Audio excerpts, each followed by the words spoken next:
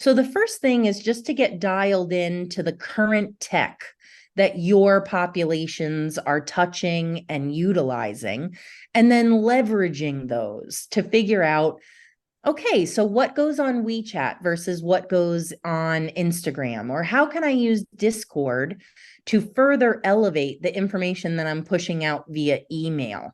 Because it's really important to know how students are digesting information based on the technology that you're using.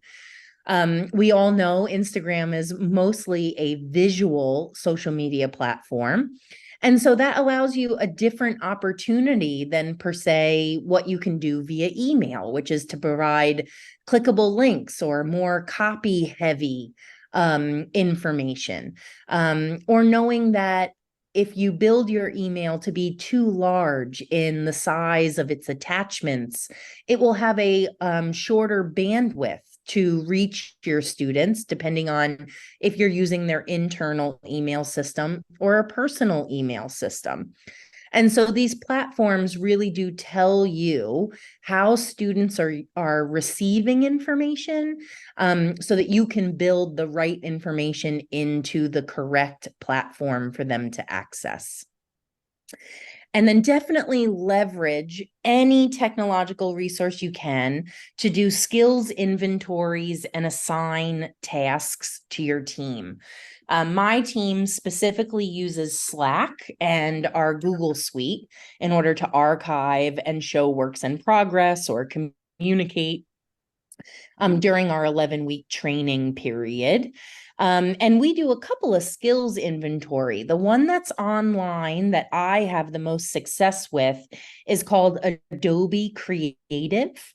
And you could just Google that, Adobe Creative, and it will take you to a skills inventory. It's a very short kind of question selection inventory, and then it points the student or the taker to 8 different types of personalities and discusses how they work in teams or how they absorb information, how they utilize their creative skills to their advantage when working with others.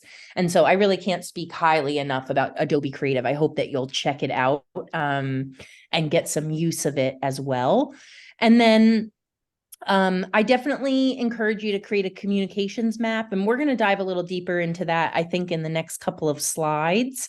So just knowing when to release information, especially on what platforms, kind of helps me stay on track, because I communicate with my new students 10 weeks prior to our on-campus hybrid session schedule, prior to classes starting.